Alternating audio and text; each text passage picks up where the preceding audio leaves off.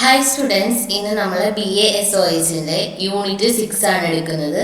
Unit 6ന്റെ പേര് social fact എന്നാണ്.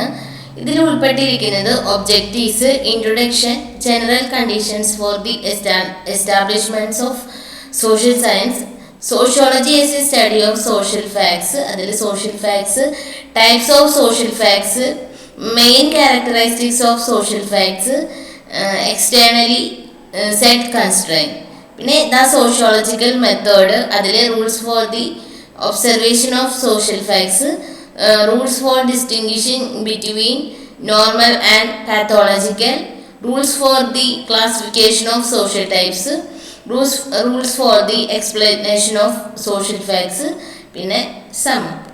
ഇത്രയാണ് ഈ യൂണിറ്റിൽ നമുക്ക് പഠിക്കാനുള്ളത്.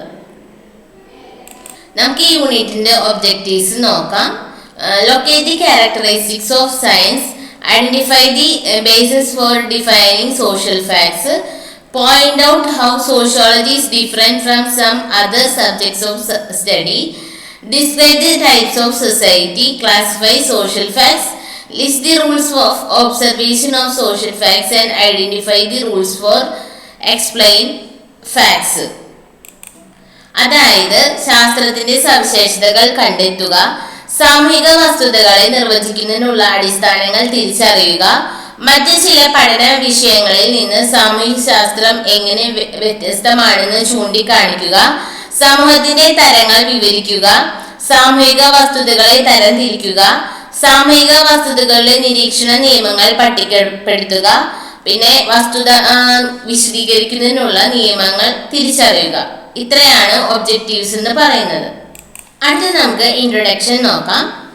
സാമൂഹിക ശാസ്ത്രത്തെ ഒരു സ്വയം ഭരണ അക്കാദമിക് വിഷയമായി അംഗീകരിക്കുന്നതിൽ എം.എ. ഡർക്കിം നടത്തിയ ശ്രമങ്ങൾ ഏറ്റവും ഓർമ്മിക്കപ്പെടുന്നു. ആധുനിക സമൂഹത്തിന്റെ ധാർമ്മികവും ഭൗതികവുമായ പ്രശ്നങ്ങളെ കുറിച്ചുള്ള പഠനത്തിന് സംഭാവന നൽകാൻ കഴിയുന്ന ഒരു സാമൂഹ്യ ശാസ്ത്രം എന്ന ആശയത്തിന് അദ്ദേഹം അംഗീകാരം നേടി. ഡർക്കിമിന്റെ സാമൂഹ്യ ശാസ്ത്ര സങ്കല്പത്തെ കുറിച്ച് ചർച്ച ചെയ്യുമ്പോൾ 3 പ്രധാന വശങ്ങളിൽ നമുക്ക് കാണാം. സാമൂഹിക ശാസ്ത്രം സ്ഥാപിക്കുന്നതിനുള്ള പൊതുവായ വ്യവസ്ഥകൾ, സാമൂഹിക വസ്തുതകളുടെ പഠനമായി സാമൂഹിക ശാസ്ത്രം, സാമൂഹിക ശാസ്ത്ര രീതി എന്നിവയിൽ അതൊക്കെ നാം പഠിക്കുന്നുണ്ട്. ഇനി അടുത്ത ടോപ്പിക്കാണ് general conditions for the establishment of social science, അതായത് സാമൂഹിക ശാസ്ത്രത്തിന്റെ സ്ഥാപനത്തിനായുള്ള പൊതുവ്യവസ്ഥകൾ. മനുഷ്യർ എല്ലായ്പ്പോഴും സമൂഹങ്ങളിൽ ജീവിച്ചിരുന്നു. അവരുടെ സമൂഹങ്ങളിലെ അംഗങ്ങൾ എന്ന നിലയിൽ അവർ അവരുടെ സ്വഭാവത്തെക്കുറിച്ച് ചിന്തിച്ചിട്ടുണ്ട്. മനുഷ്യർക്ക് സ്വന്തം ശരീരമുണ്ടെന്നും അവർക്ക് എല്ലായ്പ്പോഴും ജീവജാലങ്ങളെക്കുറിച്ച് ചില ധാരണകൾ ഉണ്ടെന്നും പറയുന്നത് പോലെയാണിത്. ശരീരത്തിന്റെ വിവിധ ഭാഗങ്ങൾ, അതിൻ്റെ ശരീരഘടന, അതിൻ്റെ പ്രവർത്തനം അല്ലെങ്കിൽ ശരീരശാസ്ത്രം എന്നിവയെക്കുറിച്ചുള്ള അറിവ് വളരെ പിന്നീട് ഒരു പ്രത്യേക വിഷയമായി ഡെവലപ്പ് ചെയ്തു. അങ്ങനെ നമ്മുടെ ശരീരത്തെയും ചുറ്റുമുള്ള മറ്റു കാര്യങ്ങളെയും കുറിച്ചുള്ള ശാസ്ത്രീയ അറിവ് പുതിയ രീതികൾക്കൊപ്പം ഡെവലപ്പ് ചെയ്തു. ഈ രീതിയെ ശാസ്ത്രീയ രീതി എന്ന് വിളിക്കാൻ തുടങ്ങി. ഇപ്പോൾ നമ്മൾ സമൂഹത്തെക്കുറിച്ചും അതിൻ്റെ പ്രവർത്തനത്തെക്കുറിച്ചും അതിൻ്റെ പരിഷ്കാരങ്ങളെക്കുറിച്ചും മാറ്റങ്ങളെക്കുറിച്ചും ഒരു ശാസ്ത്രീയ രീതിയിലൂടെ അറിവ് നേടാനായിട്ട് നമ്മൾ ശ്രമിക്കുന്നു. സമൂഹത്തെക്കുറിച്ചുള്ള പഠനത്തിലേക്ക് ശാസ്ത്രീയ സമീപനം കൊണ്ടുവരുന്നതിൽ ഡർക്കിം ഒരു പ്രധാന പങ്ക് തന്നെ വഹിച്ചിട്ടുണ്ട്. അതിനാൽ അദ്ദേഹം എന്താണ് ചെയ്തതെന്നും അത് എങ്ങനെ ചെയ്തുവെന്നും അറിയാൻ നമ്മൾ ഈ യൂണിറ്റിലൂടെ ശ്രമിക്കുകയാണ്.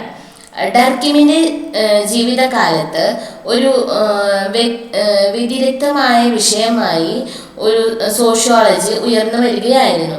സർവകലാശാലകളിലെ പണ്ഡിതന്മാർ ഉൾപ്പെടെയുള്ള വിദ്യാസമ്പന്നരായ ബഹുഭൂരിപക്ഷം ആളുകൾക്കും സോഷ്യോളജി ഒരു പേര് മാത്രമായിരുന്നു. ഡർക്കിം എക്കോൾ നോർമലിൽ വിദ്യാർത്ഥിയായിരുന്നപ്പോൾ ഫ്രാൻസിൽ സോഷ്യോളജിയിൽ ഒരു പ്രൊഫസർഷിപ്പ് പോലും ഉണ്ടായിരുന്നില്ല. 1887 മാത്രമാണ് ഫ്രഞ്ച് ഗവൺമെന്റ് ബോൾഡോ സർവകലാശാലയിൽ ഡർക്കിമിനായി സാമൂഹിക ശാസ്ത്രത്തിലെ ആദ്യത്തെ ചെയർ സൃഷ്ടിച്ചത്. വളരെ വർഷങ്ങൾക്ക് ശേഷമാണ് അദ്ദേഹത്തിന് പാരീസിലെ ഡോർബോണിൽ സോഷ്യോളജി പ്രൊഫസർ പദവി ലഭിച്ചത്. നിലവിലുള്ള സാഹചര്യം കണക്കിലെടുത്ത് സാമൂഹിക വസ്തുതയുടെ രൂപരേഖ തയ്യാറാക്കുന്നതിൽ ഡർക്കിം വ്യക്തമായ ശ്രദ്ധ ചെലുത്തിയിരുന്നു. സാമൂഹിക ശാസ്ത്രങ്ങൾ മനുഷ്യബന്ധങ്ങളെ കൈകാര്യം ചെയ്യുന്നതിനാൽ ഡർക്കിം സാമൂഹിക ശാസ്ത്രങ്ങളെ പ്രകൃതി ശാസ്ത്രങ്ങളിൽ നിന്ന് വ്യക്തമായി കണക്കാക്കി. എന്നിരുന്നാലും പ്രകൃതി ശാസ്ത്രങ്ങളിൽ ഉപയോഗിക്കുന്ന രീതി സാമൂഹിക ശാസ്ത്രങ്ങളിലും ഉപയോഗിക്കാം. തത്വചിന്തയിൽ നിന്നും മനഃശാസ്ത്രത്തിൽ നിന്നും വ്യത്യസ്തമായ ഒരു സാമൂഹിക ശാസ്ത്രം എന്ന നിലയിൽ ഡർക്കിം സാമൂഹിക ശാസ്ത്രത്തിന്റെ സ്വഭാവം പരിശോധിക്കുന്നതിൽ അദ്ദേഹം ശ്രദ്ധാലുവായിരുന്നു. തത്വചിന്ത ആശയങ്ങളെയും സങ്കല്പങ്ങളെയും കുറിച്ചാണ്, അതേസമയം ശാസ്ത്രം വസ്തുനിഷ്ഠ യാഥാർത്ഥ്യങ്ങളെ കുറിച്ചാണ്. എല്ലാ ശാസ്ത്രങ്ങളും ഉയർന്നു വന്നതിൻ്റെ ഉറവിടം തത്വചിന്തയിൽ നിന്നാണ്, അല്ലെങ്കിൽ ഫിലോസഫിയിൽ നിന്നാണ് അതിൻ്റെയൊക്കെ ഉറവിടം. ശാസ്ത്രം, അദ്ദേഹം ചൂണ്ടിക്കാട്ടി, മനുഷ്യന്റെ അറിവുമായോ ചിന്തയുമായോ സഹവർത്തിക്കുന്നില്ല. മനസ്സിനെ രൂപപ്പെടുത്താൻ കഴിയുന്ന എല്ലാ തരം ചോദ്യങ്ങളും ശാസ്ത്രത്തിന് പരിശോധിക്കാൻ കഴിയില്ല. എന്തെങ്കിലും തത്വചിന്തകന്റെയോ കലാകാരന്റെയോ വിഷയമാകാൻ സാധ്യതയുണ്ട്. അത് ശാസ്ത്രത്തിന്റെ വിഷയമായിരിക്കണമെന്നില്ല. അതിനാൽ ശാസ്ത്രം കൈകാര്യം ചെയ്യുന്നത് ഒരു പ്രത്യേക മേഖലയെക്കുറിച്ചോ അല്ലെങ്കിൽ അതിൻ്റെതായ ഒരു വിഷയത്തെക്കുറിച്ചോ ആണ്, പൂർണ്ണമായ അറിവിനെ കുറിച്ചല്ല. രണ്ടാമത്തെ, ശാസ്ത്രത്തിന് പരിവേഷണം ചെയ്യാൻ ഒരു നിശ്ചിത മേഖല ഉണ്ടായിരിക്കണം. ശാസ്ത്രം കാര്യങ്ങളെയും വസ്തുനിഷ്ഠ യാഥാർത്ഥ്യങ്ങളെയും കുറിച്ച് ആശങ്കാകുലരാണ്. സാമൂഹിക ശാസ്ത്രം നിലനിൽക്കണമെങ്കിൽ അതിന് ഒരു നിശ്ചിത വിഷയം ഉണ്ടായിരിക്കണം. തത്വചിന്തകർ നിയമങ്ങൾ, പാരമ്പര്യങ്ങൾ, മതം തുടങ്ങിയ കാര്യങ്ങളെക്കുറിച്ച് ബോധവാന്മാരായിരുന്നുവെന്ന് ഡർക്കിം ചൂണ്ടിക്കാണിക്കുന്നു. എന്നാൽ ഇവയുടെ യാഥാർത്ഥ്യം മനുഷ്യന്റെ ഇച്ഛാശക്തിയുടെ പ്രകടനങ്ങളായി കൈകാര്യം ചെയ്യാനുള്ള അവരുടെ നിർബന്ധത്താൽ വലിയ അളവിൽ ഇല്ലാതായി. അങ്ങനെ അന്വേഷണം ബാഹ്യ ഡാറ്റ ബോഡികളേക്കാൾ ആന്തരിക ഇച്ഛാശക്തിയിൽ കേന്ദ്രീകരിച്ചു. അതിനാൽ ഈ ലോകത്ത് കാര്യങ്ങൾ ദൃശ്യമാകുന്ന രീതിയിൽ കാണേണ്ടത് പ്രധാനമാണ്. ശാസ്ത്രം വ്യക്തികളെയല്ല, മറിച്ച് വിഷയത്തിന്റെ തരങ്ങളെയോ വർഗങ്ങളെയോ വിവരിക്കുന്നു. മനുഷ്യ സമൂഹങ്ങളെ തരം തിരിച്ചാൽ അവ പൊതു നിയമങ്ങളിൽ എത്തിച്ചേരാനും പെരുമാറ്റത്തിലെ ക്രമങ്ങൾ കണ്ടെത്താനും നമ്മെ സഹായിക്കുന്നുണ്ട്. നാലാമത്തെ, വിവിധ മനുഷ്യ സമൂഹങ്ങളെ തരംതിരിക്കുന്ന സാമൂഹിക ശാസ്ത്രം ഓരോ തരം സമൂഹത്തിലെയും സാധാരണ സാമൂഹിക ജീവിതത്തെ ഡിസ്ക്രൈബ് ചെയ്യുന്നുണ്ട്. കാരണം അത് ആ തരത്തെ തന്നെ വിവരിക്കുന്നു. തരവുമായി ബന്ധപ്പെട്ടത് സാധാരണമായത് ആരോഗ്യപരമാണ്. ഇനി അഞ്ചാമത്തെ, ഒരു ശാസ്ത്രത്തിന്റെ വിഷയം പൊതുതത്വങ്ങളോ നിയമങ്ങളോ നൽകുന്നു. സമൂഹങ്ങൾ ക്രമങ്ങൾക്ക് വിധേയമല്ലായിരുന്നുവെങ്കിൽ ഒരു സാമൂഹിക ശാസ്ത്രം സാധ്യമായിരുന്നില്ല. പ്രപഞ്ചത്തിലെ എല്ലാ പ്രതിഭാസങ്ങളും പരസ്പരം ബന്ധപ്പെട്ടിരിക്കുന്നു എന്ന തത്വം പ്രകൃതിയുടെ മറ്റു മേഖലകളിൽ സത്യമാണെന്ന് കണ്ടെത്തിയതിനാൽ പ്രകൃതിയുടെ ഭാഗമായ മനുഷ്യ സമൂഹങ്ങൾക്കും ഇത് സാധ്യതയുള്ളതാണെന്ന് ഡർക്കിം ചൂണ്ടിക്കാണിക്കുന്നു. പ്രകൃതി സാമൂഹിക ലോകങ്ങളുടെ തുടർച്ചയുണ്ടെന്ന ആശയം മുന്നോട്ട് വയ്ക്കുന്നതിൽ ഡർക്കിമിനെ കോംറ്റി ശക്തമായി സ്വാധീനിച്ചിട്ടുണ്ട്. ഇനി ആറാമത്തെ, പ്രകൃതി ലോകത്തിനും സാമൂഹിക ലോകത്തിനും ഇടയിൽ തുടർച്ചയുണ്ടെങ്കിലും ജൈവശാസ്ത്രപരമോ ഭൗതികമോ ആയതുപോലെ തന്നെ വ്യത്യസ്തവും സ്വയം ഭരണാധികാരമുള്ളതുമായ വിഷയമേഖലയാണ് സാമൂഹികം. സമൂഹത്തിലെ എല്ലാ മനുഷ്യന്റെ ഇച്ഛാശക്തിയിലേക്ക് ചുരുക്കണമെന്ന ചില പണ്ഡിതരുടെ വീക്ഷണത്തെ ഡർക്കിം ശക്തമായി തന്നെ എതിർത്തിരുന്നു. മനുഷ്യന്റെ ഇച്ഛാശക്തിയുടെയും വിഭാഗങ്ങൾ അദ്ദേഹം ചൂണ്ടിക്കാണിക്കുന്നുണ്ട്. സാമൂഹിക ശാസ്ത്രത്തിൻ്റെതല്ല, മനഃശാസ്ത്രത്തിൻ്റെതാണ്. സാമൂഹിക ശാസ്ത്രം യഥാർത്ഥത്തിൽ നിലനിൽക്കണമെങ്കിൽ സമൂഹങ്ങൾക്ക് ഒരു പ്രത്യേക സ്വഭാവം ഉണ്ടെന്ന് അനുമാനിക്കണം. അത് അവയെ രചിക്കുന്ന ഘടകങ്ങളുടെ സ്വഭാവത്തിൽ നിന്നും ക്രമീകരണത്തിൽ നിന്നും ഉണ്ടാകുന്നു. ഇനി ഏഴാമത്തെ, അവസാനമായി സമൂഹത്തിൽ ഏകീകൃതകൾ, തരങ്ങൾ, നിയമങ്ങൾ എന്നിവ മനസ്സിലാക്കാൻ നമുക്ക് ഒരു രീതി ആവശ്യമാണ്. പ്രകൃതി ശാസ്ത്ര മേഖലയിൽ ബാധകമായ ശാസ്ത്ര രീതികൾ സാമൂഹിക മേഖലയ്ക്കുള്ളിൽ സാധുവാണ്. തൻ്റെ ആദ്യ പ്രസിദ്ധീകരിച്ച കൃതിയുടെ തുടക്കത്തിൽ ഡർക്കി മുന്നോട്ട് വെച്ച ഒരു സാമൂഹിക ശാസ്ത്രത്തിന്റെ മാനദണ്ഡങ്ങൾ, സാമൂഹിക ശാസ്ത്രത്തിന്റെ അടിസ്ഥാന മാനദണ്ഡങ്ങളും അദ്ദേഹം സാമൂഹിക ശാസ്ത്രം എന്ന് വിളിച്ച മേഖലയുടെ തിരിച്ചറിയൽ ഗുണങ്ങളും അദ്ദേഹത്തിന്റെ ജീവിതാവസാനം വരെ അദ്ദേഹം തുടർന്നു. അടുത്തത് sociology S A study of social facts. സാമൂഹിക വസ്തുതകളെ കുറിച്ചുള്ള പഠനമായി സാമൂഹ്യശാസ്ത്രം. സാമൂഹിക ശാസ്ത്രത്തിന്റെ വിഷയം നിർവചിക്കുന്നതിൽ 2 ജോലികൾ ഉൾപ്പെടുന്നു. ഒന്നാമത്തെ പഠനത്തിന്റെ ആകെ മേഖലയെ നിർവചിക്കുക, രണ്ടാമത്തെ ഈ മേഖലയിൽ കാണപ്പെടുന്ന കാര്യം നിർവചിക്കുക. 1895 പ്രസിദ്ധീകരിച്ച the rules of sociological method എന്ന തന്റെ പുസ്തകത്തിൽ ഡർക്കിം രണ്ടാമത്തെ ജോലിയെക്കുറിച്ച് ആശങ്കാകുലനാണ്. കൂടാതെ സാമൂഹിക വസ്തുതകളെ സാമൂഹ്യ ശാസ്ത്രത്തിന്റെ വിഷയം എന്ന് വിളിക്കുന്നു. ഡർക്കിം സാമൂഹിക വസ്തുതകളെ വ്യക്തിക്ക് പുറത്തുള്ള പ്രവർത്തിക്കാനും ചിന്തിക്കാനും അനുഭവിക്കാനും ഉള്ള വഴികൾ അവനെ നിയന്ത്രിക്കുന്ന കാരണത്താൽ നിർബന്ധിത ശക്തിയാൽ നിറഞ്ഞിരിക്കുന്നു എന്ന് നിർവചിക്കുന്നു. ഡർക്കിമിനെ സംബന്ധിച്ചിടത്തോളം ഒരു സൊസൈറ്റി ഒരു യാഥാർത്ഥ്യമാണ്. വ്യക്തികളുടെ കൂട്ടായ്മകളിലൂടെയാണ് സമൂഹം ഉടലെടുക്കുന്നത്. അതിനാൽ സമൂഹം അതിൻ്റെതായ സവിശേഷതകളുള്ള ഒരു പ്രത്യേക യാഥാർത്ഥ്യത്തെ പ്രതിനിധീകരിക്കുന്നു. ഭൗതികമോ ജീവശാസ്ത്രപരമോ ആയ ശാസ്ത്രങ്ങൾ പഠിക്കുന്ന മറ്റ് യാഥാർത്ഥ്യങ്ങളിൽ നിന്ന് ഈ സവിശേഷ സാഹചര്യ സമൂഹം വ്യത്യസ്തമാണ്. കൂടാതെ സാമൂഹിക യാഥാർത്ഥ്യം വ്യക്തികളിൽ നിന്ന് വ്യത്യസ്തമാണ്, അവയ്ക്ക് മുകളിലാണ്. അതിനാൽ സമൂഹത്തിന്റെ യാഥാർത്ഥ്യം സാമൂഹ്യ ശാസ്ത്രത്തിന്റെ വിഷയമായിരിക്കണം. ഏതൊരു സാമൂഹിക പ്രതിഭാസത്തെയും കുറിച്ചുള്ള ശാസ്ത്രീയ ധാരണ ഒരു സമൂഹത്തിന്റെ സാമൂഹിക ഘടനയിൽ പ്രകടമാകുന്ന കൂട്ടായ അല്ലെങ്കിൽ സഹവർത്തിക്കുന്ന സ്വഭാവ സവിശേഷതകളിൽ നിന്നാണ് ഉയർന്നു വരേണ്ടത്. ഈ ലക്ഷ്യത്തിനായി പ്രവർത്തിക്കുമ്പോൾ ഡർക്കിം വൈവിധ്യമാർന്ന സാമൂഹ്യ ശാസ്ത്ര ആശയങ്ങൾ വികസിപ്പിക്കുകയും ഉപയോഗിക്കുകയും ചെയ്യുന്നു. ഡർക്കിമിന്റെ സാമൂഹിക ചിന്തയിൽ കാണപ്പെടുന്ന മുൻനിര സങ്കല്പങ്ങളിൽ ഒന്നാണ് കൂട്ടായ പ്രതിനിധാനങ്ങൾ. കൂട്ടായ പ്രതിനിധാനങ്ങൾ പഠിപ്പിക്കുന്നതിന് മുൻപ് സാമൂഹിക വസ്തുതകൾ എന്നതുകൊണ്ട് ഡർക്കിം എന്താണ് ഉദ്ദേശിച്ചതെന്ന് നമുക്ക് മനസ്സിലാക്കേണ്ടത് ആവശ്യമാണ്. അടുത്തതാണ് സോഷ്യൽ ഫാക്ട്സ്, സാമൂഹിക വസ്തുതകൾ. ഡർക്കിം തൻ്റെ സാമൂഹിക ശാസ്ത്ര ദർശനത്തെ അടിസ്ഥാന തത്വമായ, അതായത് സാമൂഹിക വസ്തുതകളുടെ വസ്തുനിഷ്ഠമായ യാഥാർത്ഥ്യത്തെ അടിസ്ഥാനമാക്കിയുള്ളതാണ്.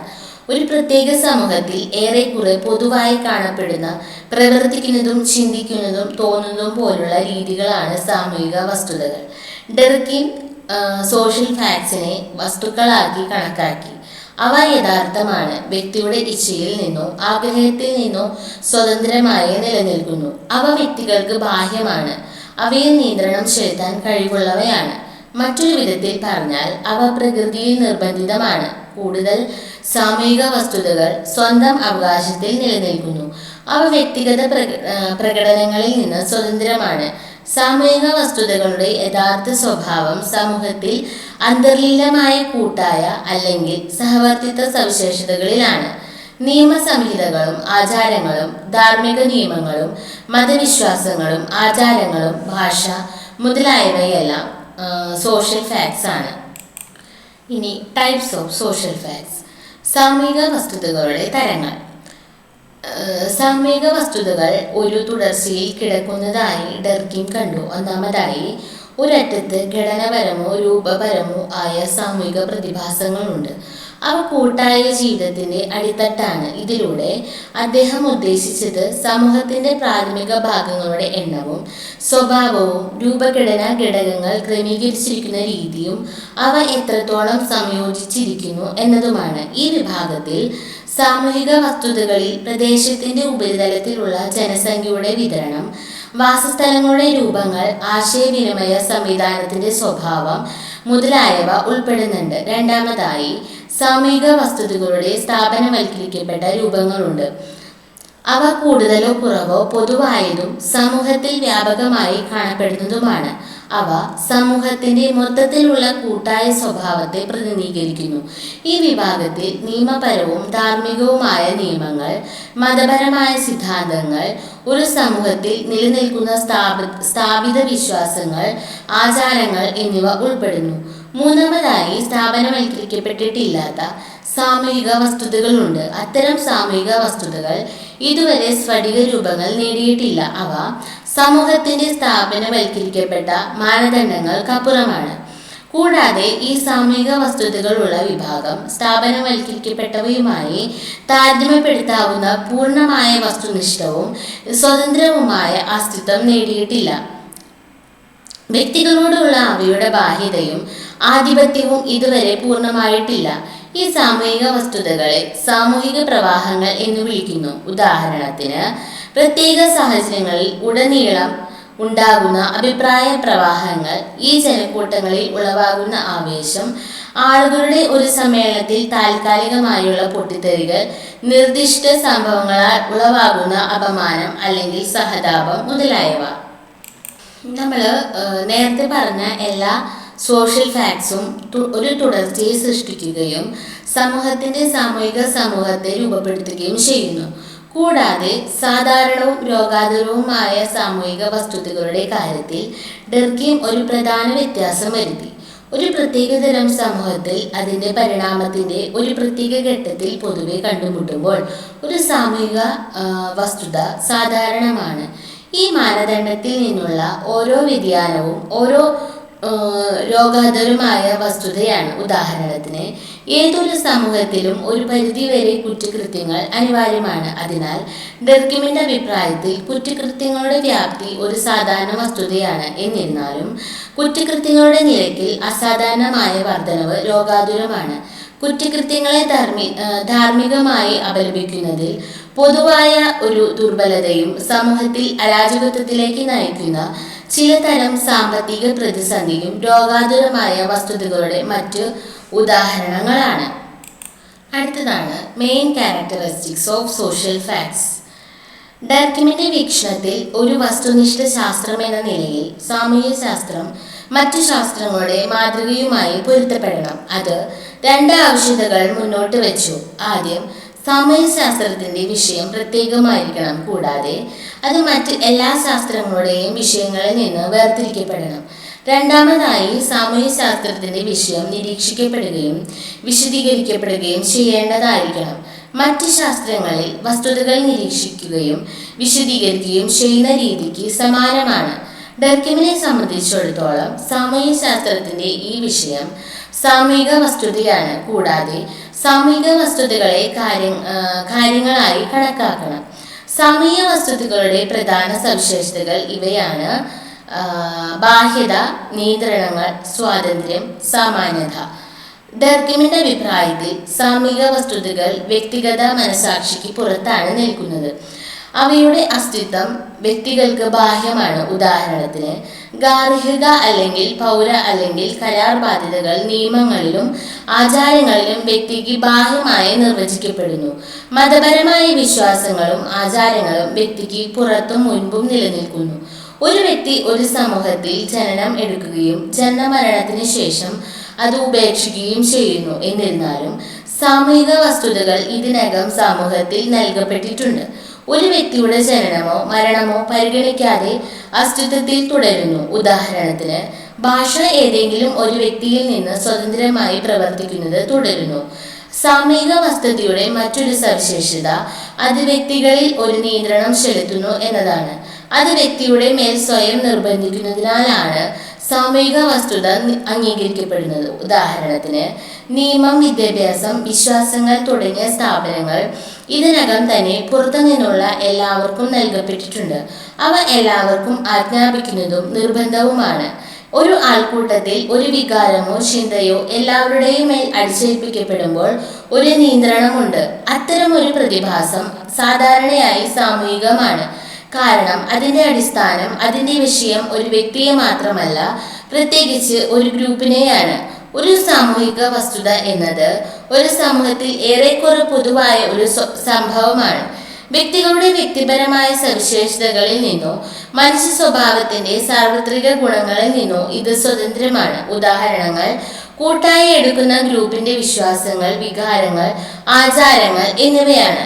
ചുരുക്കത്തിൽ സാമൂഹിക വസ്തുത നിർദ്ദിഷ്ടമാണ്. ഇത് വ്യക്തികളുടെ കൂട്ടായ്മയിൽ നിന്നാണ് ജനിക്കുന്നത്. ഇത് സാമൂഹിക ഗ്രൂപ്പിന്റെയോ സമൂഹത്തിന്റെയോ ഒരു കൂട്ടായ ഉള്ളടക്കത്തെ റെപ്രസെന്റ് ചെയ്യുന്നു. വ്യക്തിഗത ബോധത്തിൽ സംഭവിക്കുന്നതിൽ നിന്ന് ഇത് വ്യത്യസ്തമാണ്. സാമൂഹിക വസ്തുതകളെ വർഗീകരണത്തിനും വിധേയമാക്കാം. എല്ലാറ്റിനുമുപരി സാമൂഹിക വസ്തുതകളാണ് സാമൂഹ്യ ശാസ്ത്രത്തിന്റെ വിഷയം. അടുത്തതാണ് എക്സ്റ്റേണാലിറ്റി ആൻഡ് കൺസ്ട്രെയിന്റ്. ബാഹ്യതയും നിയന്ത്രണവും. ബാഹ്യത്വം, നിയന്ത്രണം എന്നിവയുടെ മാനദണ്ഡങ്ങൾ നമുക്ക് വിശദമായി തന്നെ പരിശോധിക്കാം. സാമൂഹിക വസ്തുതകൾക്ക് വ്യക്തിക്ക് ബാഹ്യമായിരിക്കുന്ന രണ്ട് അനുബന്ധ അർത്ഥങ്ങളുണ്ട്. ഒന്നാമതായി, ഓരോ വ്യക്തിയും ഒരു നിശ്ചിത സംഘടനയോ ഘടനയോ ഉള്ള തുടർച്ചയായ സമൂഹത്തിലാണ് ജനിക്കുന്നത്.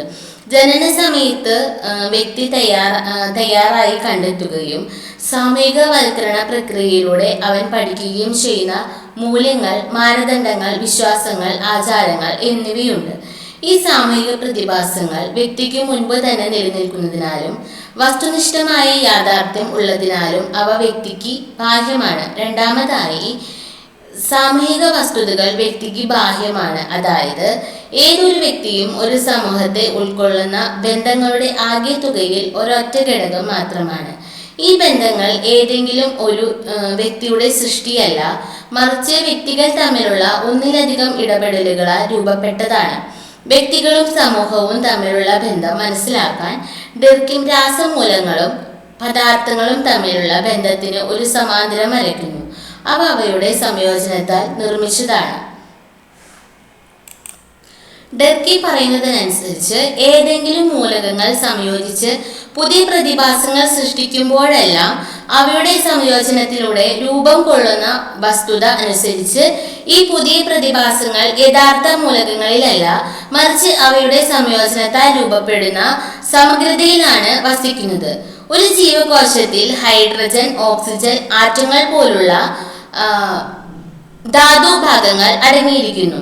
സമൂഹം വ്യക്തികളാൽ നിർമ്മിതമായിരിക്കുന്നതുപോലെ ജീവികൾ അവയുടെ ഭാഗങ്ങളെക്കാൾ പ്രധാനമാണ്. മുഴുവൻ ഭാഗങ്ങളുടെ ശേഖരത്തെക്കാൾ വലുതാണ്. മുഴുവൻ അതിൻ്റെ വ്യക്തിഗത പ്രകടനങ്ങളിൽ നിന്ന് വ്യത്യസ്തമാണ്. ദൈനംദിന ജീവിതത്തിൽ വ്യക്തികൾക്കും ഗ്രൂപ്പിനും ഇടയിൽ വ്യത്യാസമുണ്ടെന്ന് നമുക്ക് പലപ്പോഴും കണ്ടിട്ടുണ്ടാകും.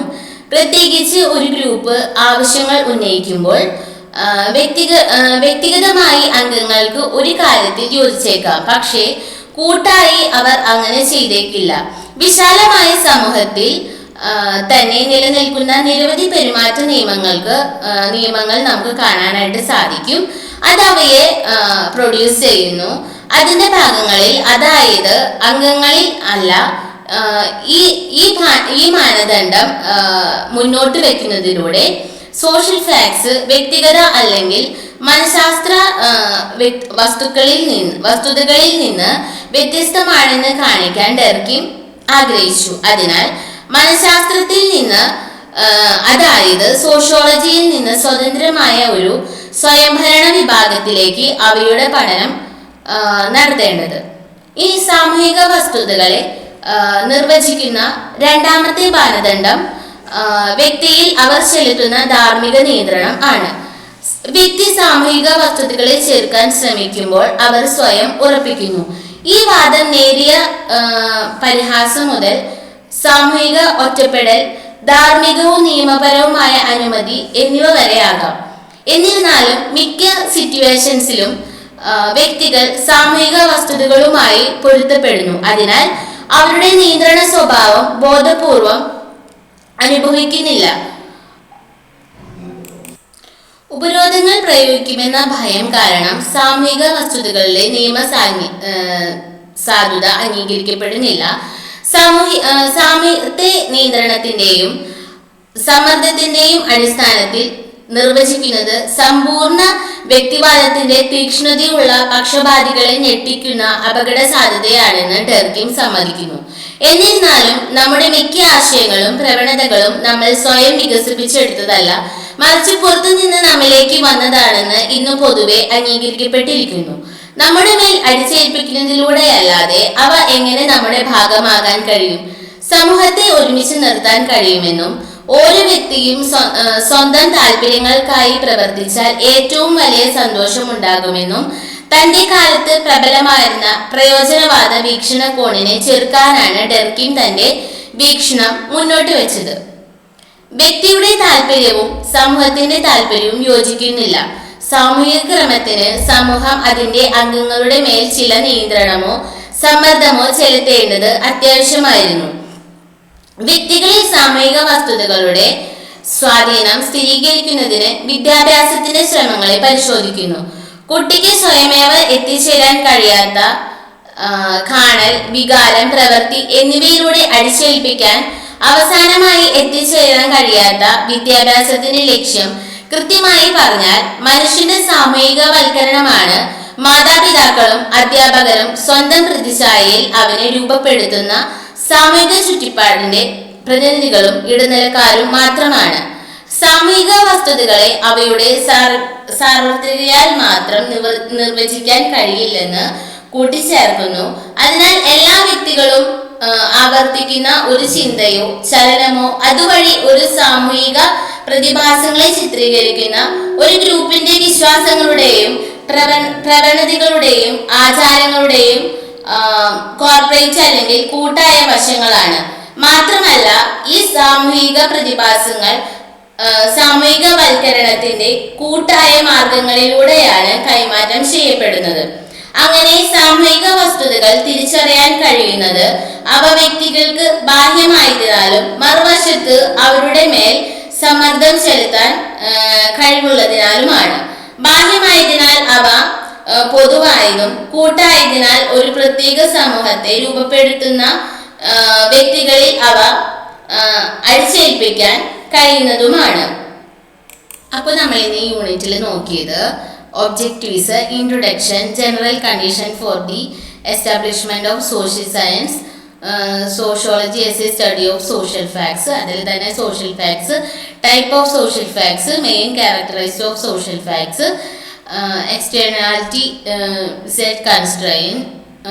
ഇത്രയാണ് നമ്മൾ ഇന്നത്തെ ക്ലാസ്സിൽ നോക്കിയത്. ഇനി ഈ യൂണിറ്റിൻ്റെ അടുത്ത ഭാഗം അടുത്ത ക്ലാസ്സിലായിരിക്കും. അപ്പോൾ താങ്ക് യു ഫോർ വാച്ചിങ്.